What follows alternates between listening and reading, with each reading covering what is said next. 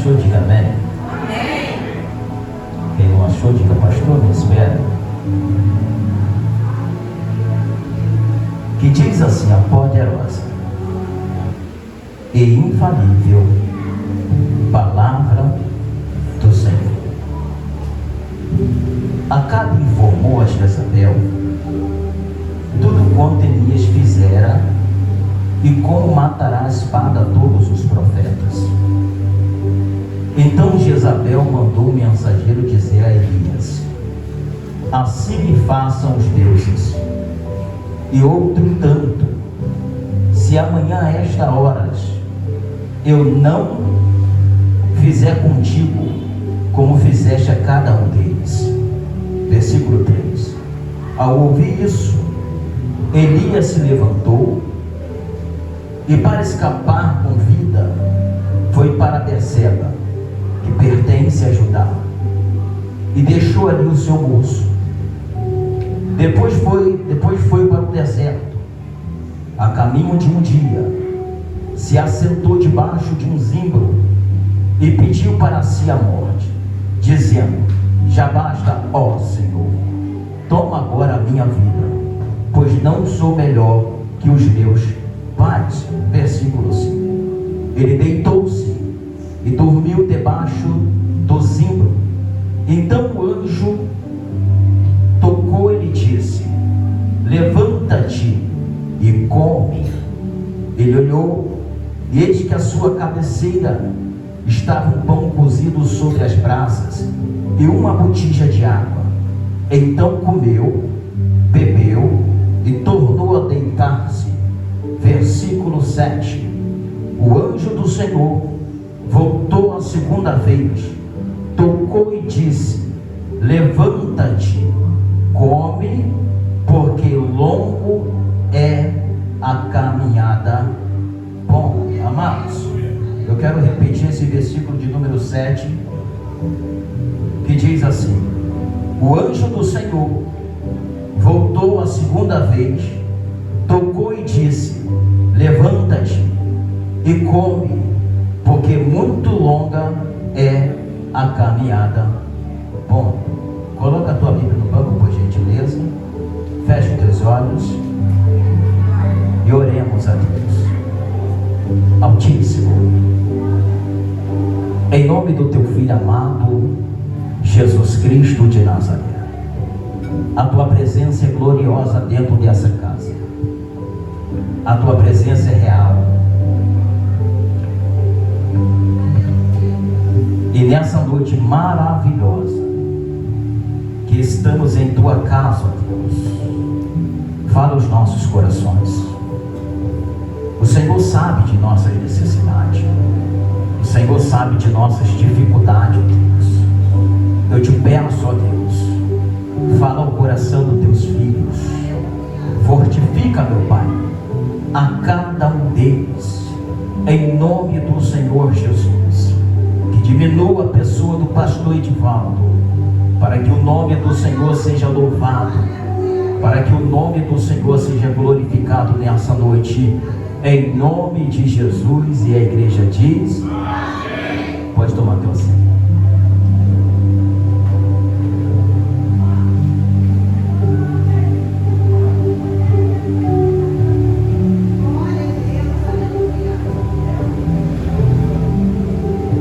Glória. Marcos, vou tentar pegar bem calmo, tá?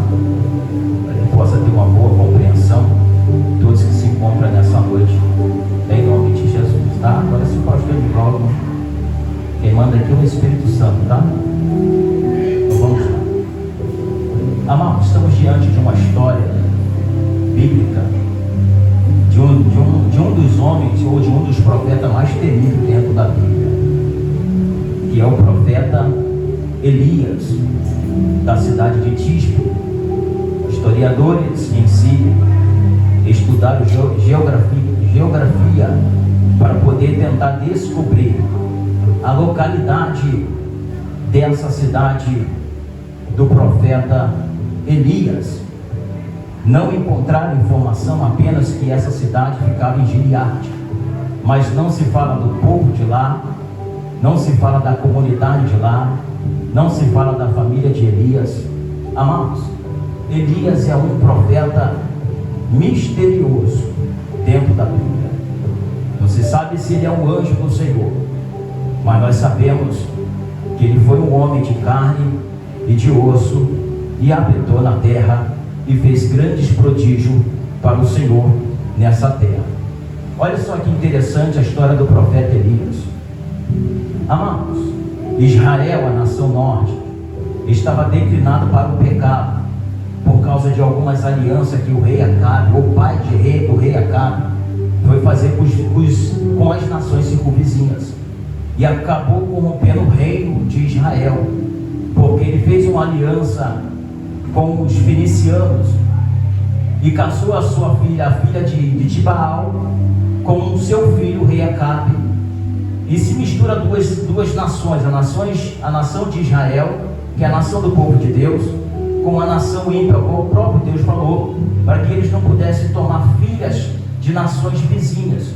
Só que o pai de Acabe, ele vai quebrar essa aliança que o próprio Deus ordenou, e vai corromper a nação de Israel por fazer aliança ao qual Deus não determinou que fizesse. Então ele corrompe a nação. Então Acabe acaba de casar com a rainha Jezabel, e a rainha Jezabel é uma mulher de dura cerviz, uma mulher de coração endurecido, ao qual adorava o Deus Baal e Acera. Então Jezabel vai corromper o teu marido, o rei Acabe, vai corromper toda a nação, e a nação corrompida, amados, a nação não quer saber mais de Deus, a nação não quer mais adorar a Deus, porque eles acabam de perder as práticas como foi ensinado pelos seus antepassados. Então eles começam a adorar Baal, começam a adorar a Deus Acera, e aí está corrompido toda a nação de Israel.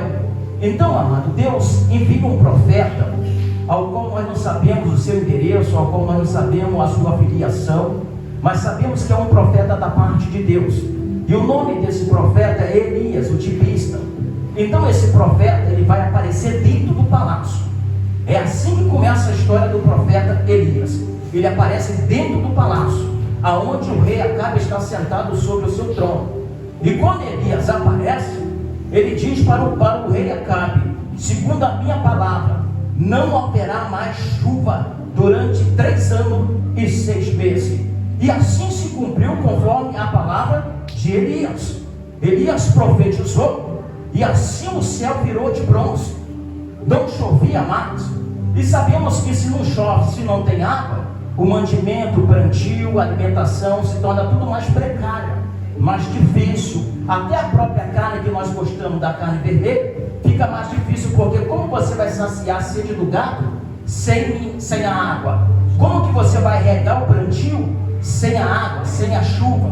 Porque se Deus fechou as fontes das águas, até os rios vão se secar por passar de um período de tempo. Então Elias profetiza, e a palavra dele vai se cumprir, porque Deus ordenou a Elias que profetizasse contra o reino de Israel. E isso acontece. Só que o que é interessante, amado, é que depois que ele vai profetizar, Deus vai mandar Elias: agora vai para o deserto de Querite, para o rio do Querite, porque lá eu ordenei ao corvo que alimentasse a você. E em cima desse texto, o que é interessante, amado, é que quando Deus fala para Elias sair para o deserto e ir para o rio Querite, Deus falou para Elias: Elias, eu ordenei o corvo que te alimentasse. E o que me chama a atenção aqui é quando Deus ele dá a direção, ele já entra com uma provisão. Deus ele dá a direção, ele já prepara o ambiente e já prepara a provisão, porque quem dá a direção é Deus.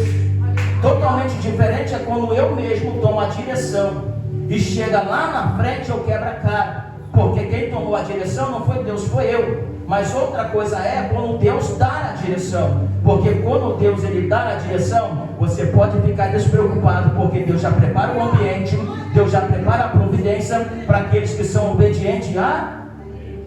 Então, amado, então tudo isso isso acontece. Está se passando um período de 3 anos e 6 meses. A seca está se apertando na nação de Israel, e não somente na nação de Israel, como nas nações circunvizinhas. A seca está imensa. As pessoas estão padecendo, o gado está padecendo. Então eles estão à procura de água, e a água naquela época era muito valiosa. Porque se não tem água, você passa a valorizar porque está acabando. Porque nós só passamos a valorizar quando aquilo começa a terminar, não é assim? É assim. Nós só valorizamos quando nós estamos, entendeu? Quando você tem muito, você dá emprestado, você investe, mas quando está em falta, você tenta manter. Por quê? Porque você sabe porque tem pouco. Então, justamente na nação de Israel, ele estava tentando preservar a água, porque eles tinham falta de água. Só que Deus manda agora Elias afrontar os profetas de Baal com os profetas de Acera. Então Elias manda uma ordem para que pudesse reunir toda a nação, e assim como os profetas de Baal, com os profetas de Acera. Então, quando esse povo vem também os profetas, vem também os profetas de Acera, vem também o rei Acabe, para poder se reunir com o profeta Elias no Monte Carmelo. Só que quando Elias sobe o Monte Carmelo, Elias está subindo o monte. E quando Elias chega no Monte Carmelo, Elias vai olhar o monte e vai notar algo estranho sobre o monte. O que, pastor Edivaldo? A igreja pergunta: o que, pastor Edivaldo?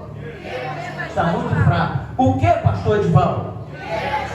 Quando Elias sobe no Monte Carmelo, ele vê o altar do Senhor destruído. Presta atenção, olha para cá por gentileza. Não conversa no culto não, vai perder. Ele sobe no monte, ele vê o altar do Senhor destruído. E o que me chama a atenção, porque eu estava estudando, é que em Mateus capítulo de número 6, versículo 33, o Senhor Jesus vai dizer assim: buscais primeiro o reino do céu, e as demais coisas vos serão acrescentadas. Olha só que interessante. A necessidade do povo era água, porque estava em seca. Então, quando eles ouvem o convite de Elias falando para reunir no Monte Carmelo, a mentalidade do povo, a mentalidade do rei, a mentalidade dos sacerdotes de Baal e de Acera era que Elias iria providenciar a água. Só que Elias, quando chega no Monte Carmelo, no topo do monte, ele olha e vê o altar do Senhor destruído. Elias pensa: como eu vou pedir ao Senhor algo para esse povo, sendo que o altar está destruído? Não tem como eu pedir ao Senhor, sendo que o meu altar precisa ser reconstruído, porque o meu altar está em falta com o meu Deus. Como eu vou chegar diante do meu Deus, todo em falta, todo em falha, e pedir a providência para que Ele possa prover sobre mim? Porque a própria Bíblia vai dizer: buscais em primeiro lugar o reino do céu e a sua justiça, e as demais coisas vos será acrescentada. Então o que Elias pensa? Eu vou restaurar primeiro o altar. Olha que interessante. Elias vai restaurar o altar. Diga comigo: altar. Mas diz assim: altar. Então Elias começa a restaurar o altar de Diaconisa Jana, porque o altar está quebrado, porque o altar é um lugar de sacrifício. O altar é um lugar que você joelha diante do Senhor e se humilha diante da presença dele. Então Elias começa a preparar o altar. Eu vou passar bem rápido aqui, porque eu tenho que chegar na mensagem. Ele começa a preparar o altar, bota o novilho, faz uma vala e volta, põe a lenha, põe a 12 pedras. E o que me chama a atenção é que a necessidade do povo era água. Elias manda trazer 4 jarras de água e joga sobre o altar. Pastor Edivaldo, a necessidade do povo não era água? Sim ou não? Sim. Sim ou não? Sim. Então por que Elias pegou a água e jogou no altar? Porque Elias sabia muito bem que para Deus nós temos que dar o melhor, além da nossa necessidade, porque é totalmente diferente a nossa necessidade, o nosso privilégio entre o princípio de Deus. O que prevalece não é a minha necessidade, o que prevalece é o princípio de Deus. E Elias está nos ensinando muito bem isso, que não é a necessidade do povo que prevalece, é o princípio de Deus que prevalece. Porque se você obedece o princípio de Deus, pode ter certeza que há a providência de Deus sobre a sua vida. Então Elias prepara o altar. Elias prepara o altar e joga água. Então, meu diácono Roberto, a expectativa do povo é que quando Elias está de joelho e está orando, ela fala assim: agora vem água. Olha o povo pensando, agora ele vai orar e vai vir água. Só que quando Elias ora, não vem água. Vem o que? Diga comigo, fogo. Diga comigo, fogo. Pastor Edivaldo, por que quando Elias ora vem fogo? Porque para poder avivar o altar, primeiro tem que vir fogo do céu. Porque é o fogo do Espírito Santo que aviva o altar que há dentro de mim e há dentro de você. Por que, pastor Edivaldo? Porque depois que o altar está reparado, restaurado e avivado, o que é que o povo precisa? O que é que o povo necessita? De água, de comigo, com água. Olha só que interessante, bem devagar. Elias restaura o altar. Elias joga 4 jarras de água. E quando Elias vai orar, ele pede fogo para avivar o altar. Avivou o altar, restaurou o altar. Só que ainda o povo estava necessitado de água.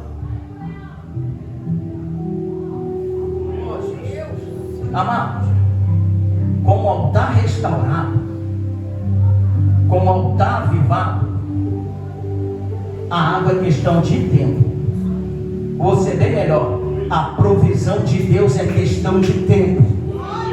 Como assim, pastor? Eu vou te explicar bem melhor. Entende só, ele joga água no altar, fogo desce do céu e consome o holocausto. Só que o fogo não consome a água. O fogo desce, consome o holocausto, mas o fogo desce e não consome a água. Porque se você, o calor excessivo na água faz a água evaporar. E quando a água evapora, ela sai do estado líquido e vai para o estado gasoso. E quando vai para o estado gasoso, se torna uma, diga comigo, nuvem. Meu Deus. Você não entendeu, por isso que você não deu glória.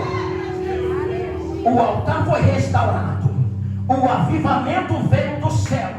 Só que o povo ainda estava necessitado da chuva. Só que quando o fogo desceu do céu e consumiu o holocausto, evaporou a água saiu do estado líquido para o estado gasoso. Ou seja, a água deixou de ser água para poder virar o estado gasoso, nuvem. Se a água virou nuvem, isso quer dizer que está vindo o quê? Providência. Oh, Jesus Cristo de Nazaré, eu estou sentindo a presença dele aqui. Oh, Jesus, olha só o que Elias vai dizer para o seu moço: vai e olhe para o mar. Ele foi e olhou. Vai mais uma vez e olhe para o mar. Ele fez isso 7 vezes. Na última vez que ele foi olhar, o que você vê? Eu vejo uma pequena nuvem.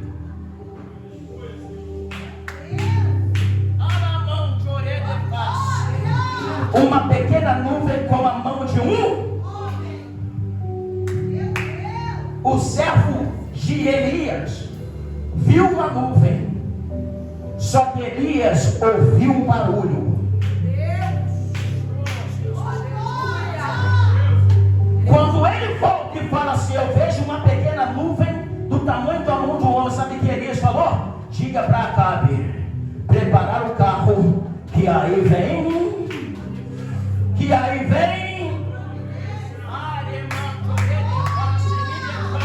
Catuca o terror que está perto de você, diz: a providência de Deus está chegando em tua casa. A providência de Deus está chegando no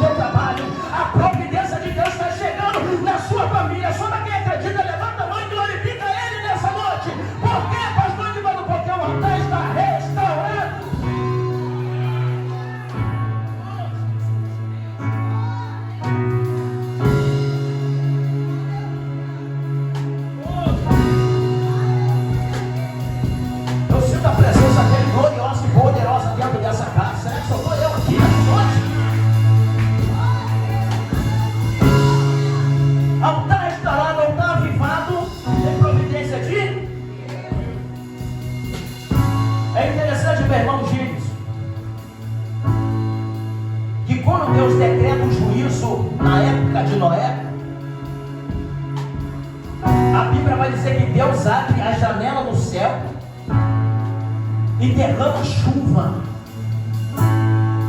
para poder alagar, para poder acabar com toda a humanidade.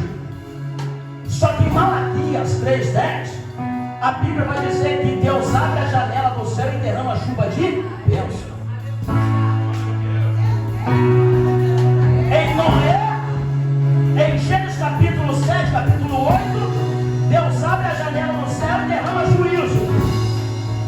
Em Malaquias 3:10, Deus abre a janela do céu e derrama chuva de bênção. Pastor Edivaldo, o que o Senhor está querendo dizer? Que Deus abençoa a nossa vida da forma que nós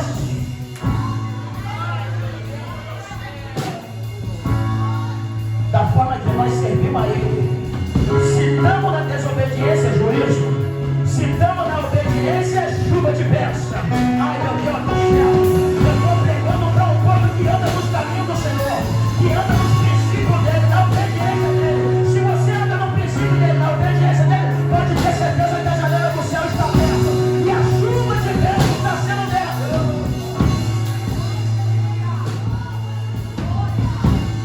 Já vou terminar.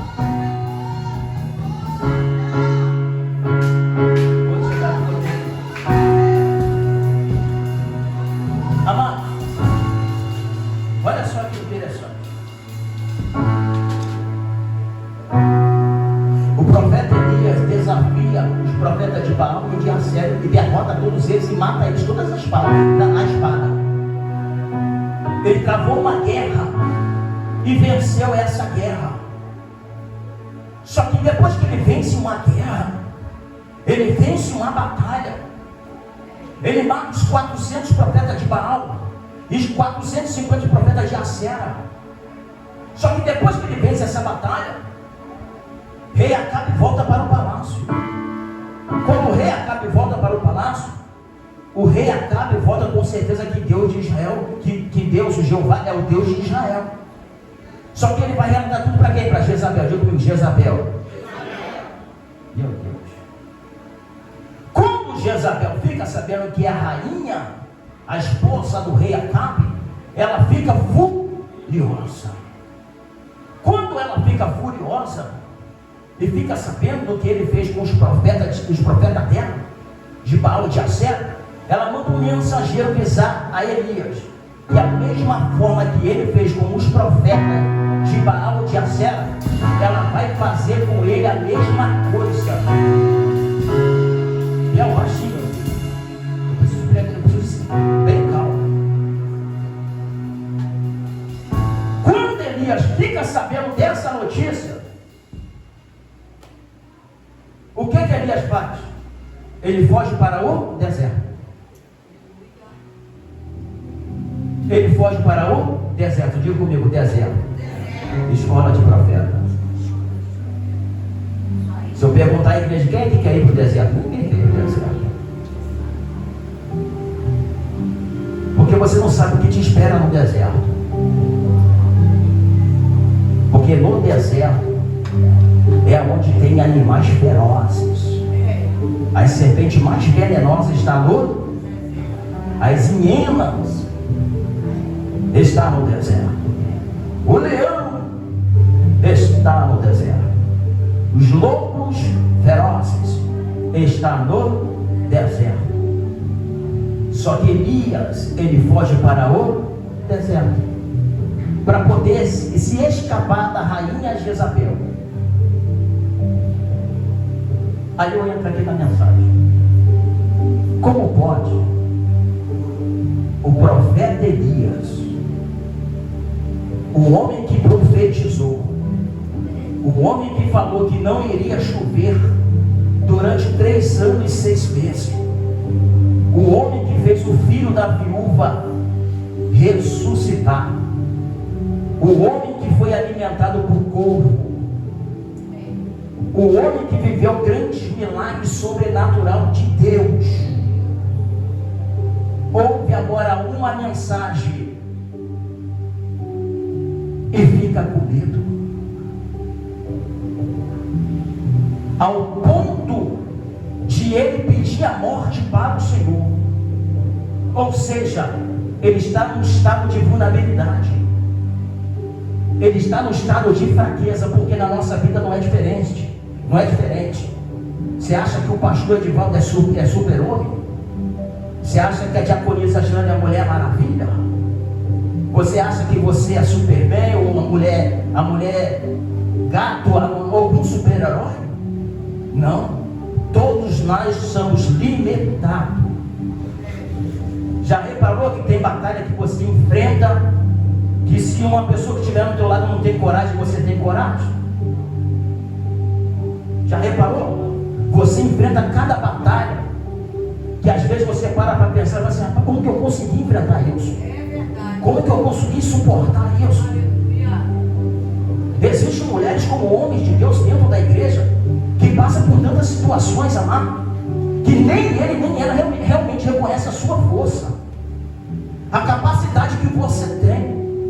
Existem mulheres de Deus que dá faxina, existem mulheres de Deus que faz comida, cuida da casa, vai trabalhar, vem para a igreja, vem para o ministério, vem para o ensaio, dá no culto. Olha só um monte de tarefa, olha só um monte de coisa que faz.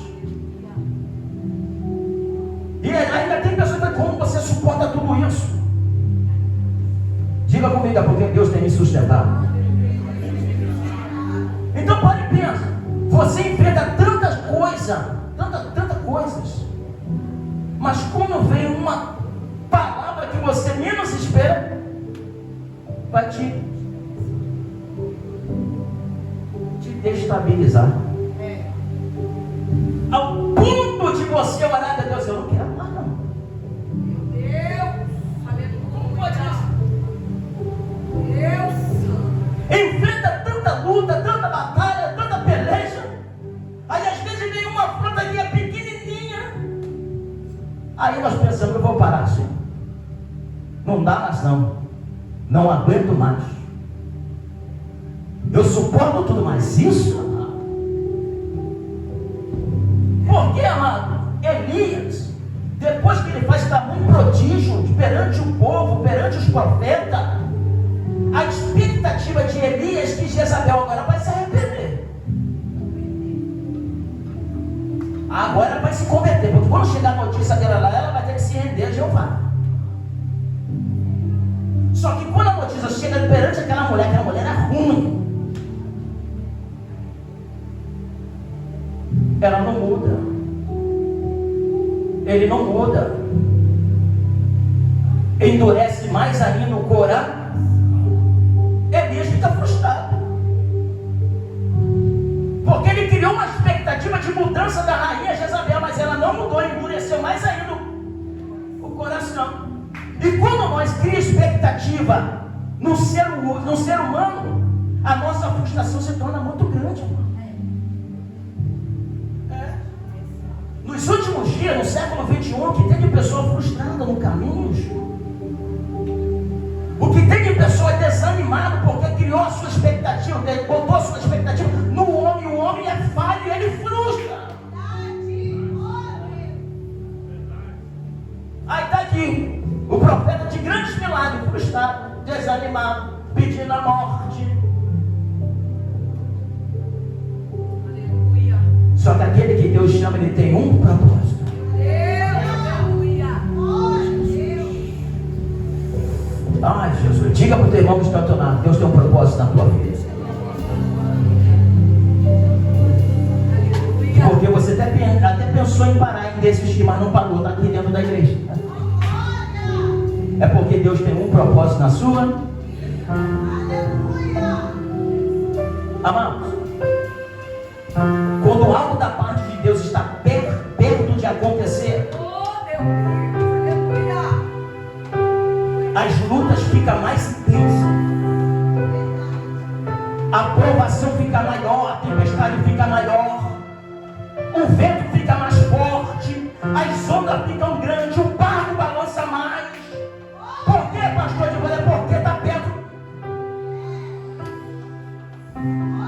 de Deus cumprir aquilo que Ele te promete. Dê glória a Deus aí, por gentileza. Então Elias pede a morte. chamada brilhante com o Senhor, Deus envia um anjo.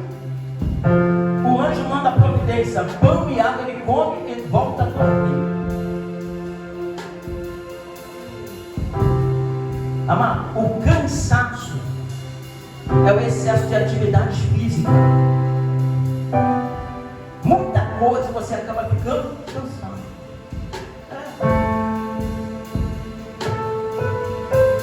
Mas Deus é tão fiel que Ele renova as nossas forças. O anjo volta novamente e diz para Elias: acorda e come, porque longa é a caminhada.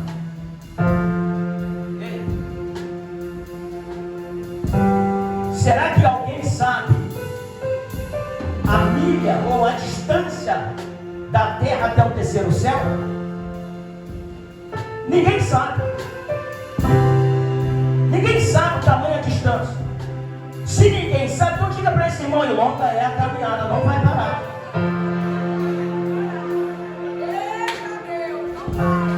Não vai. Catuca ele aí. Hoje você vai mexer esse irmão, essa irmã aí vai mexer. Catuca ele aí. Come pão e bebe água. Porque longe é a caminhada. Glória a Deus.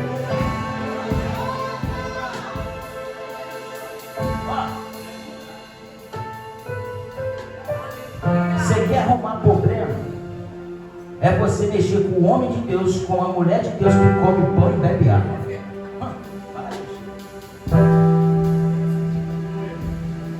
Se você vê um irmão na luta, na prova, comendo pão e bebendo água, você vai passar fora, que aí é furada. Porque se está comendo pão e bebendo água, é porque Deus está sustentando. Se é Deus que está sustentando, não mete a mão não. Porque você pode estar pegando prova, ou seja, colocando a mão onde não deve colocar, porque não, Jesus. Amado, Elias acorda. Pois é, Elias acorda e vai em direção ao monte Horebe.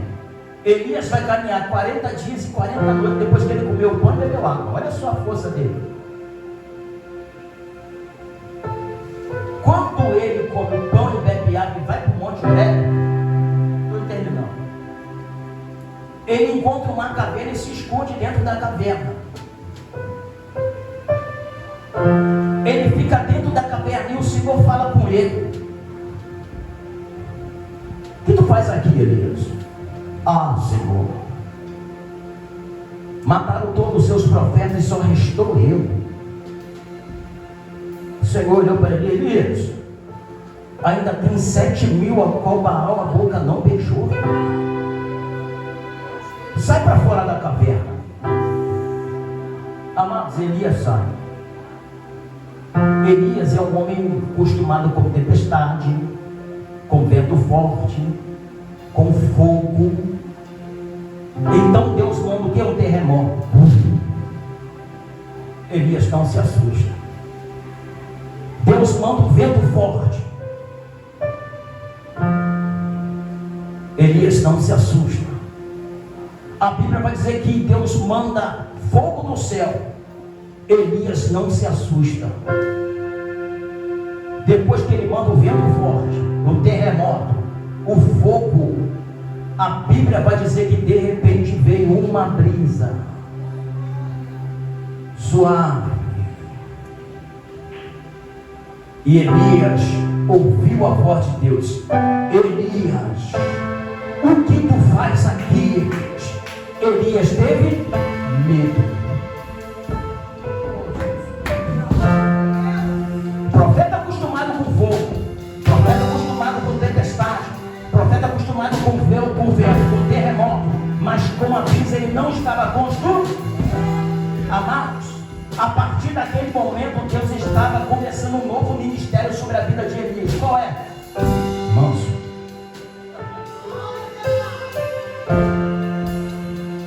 A partir de hoje tu vai ser manso agora, Deus. A partir de hoje tu não vai ser mais bravo não, Elias. A partir de hoje, Elias, tu não vai brigar com mais de ninguém não, Elias. Sabe por que eu estou descendo a minha mansidão sobre você? Ah, Jesus Cristo de Nazaré. Eu estou sentindo a presença dele gloriosa e poderosa dentro dessa casa. Amados, a partir desse momento, Elias foi professor. Está na Bíblia. Elias foi professor, fundou a escolinha de profeta e começou a ensinar.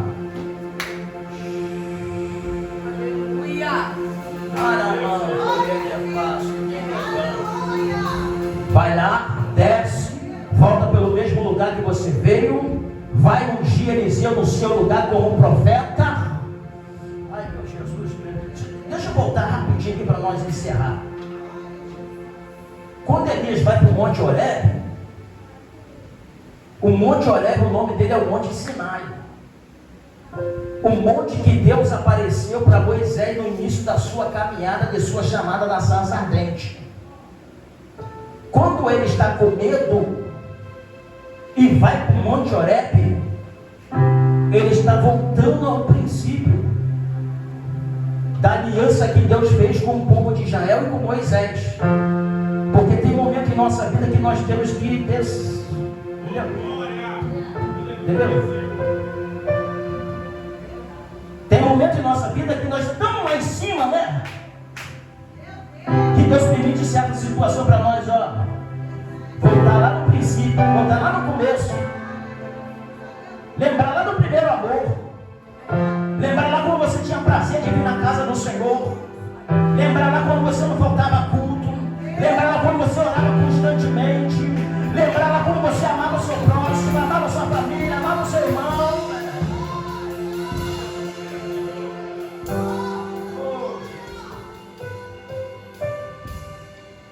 Elias era o profeta do fogo. Só que ele terminou a sua carreira como um profeta manso, ensinando, orientando, fazendo discípulo. Diga comigo, discípulo. É o que Elias estava fazendo. Convido a igreja, fique sobre vossos pés.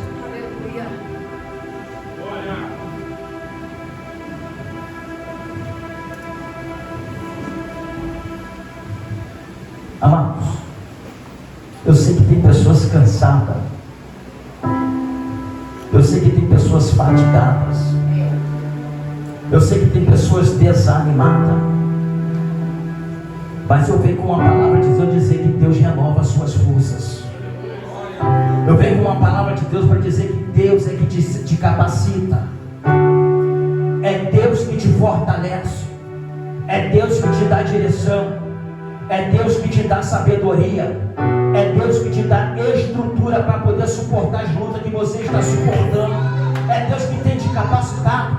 E eu venho dizer aqui como boca de Deus aqui que Ele não vai te abandonar, Ele não vai te deixar de lado, Ele vai te sustentar assim como Ele tem falado, assim como Ele tem prometido, assim como Ele tem falado no seu propósito, na sua promessa sobre a sua vida. Quem acredita, dá glória a Deus aí.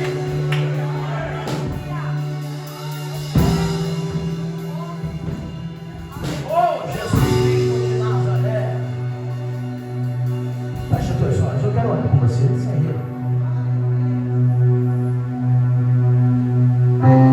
Altíssimo, grande é o teu poder, ó Pai.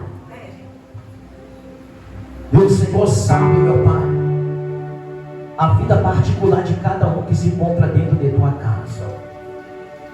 O Senhor sabe muito bem de suas necessidades, de suas dificuldades. A esse irmão, a essa irmã, ó Deus, que se encontra fraco, em nome de Jesus, fortalece com teu Espírito, capacita com teu Espírito, ó Pai, em nome do Senhor Jesus Cristo de Nazaré, porque é o teu Espírito que nos mantém de pé, é o teu Espírito que tem nos sustentado, ó Deus. É o teu Espírito que tem nos fortalecido, ó Pai. Se nós não paramos, foi porque o teu Espírito tem nos guiado com mão forte e poderosa. E nessa noite gloriosa e poderosa de sexta-feira, eu quero entregar todos eles em tuas mãos agora. Em nome do Senhor Jesus Cristo de Nazaré. Que o Senhor possa visitar cada um deles, meu Pai, em sua casa, em seu quarto, ó Deus, e possa fortificar, Senhor, meu Pai, as suas estruturas, em nome do Senhor Jesus Cristo de Nazaré. Assim, meu Deus, eu entrego a vida deles em tuas mãos agora,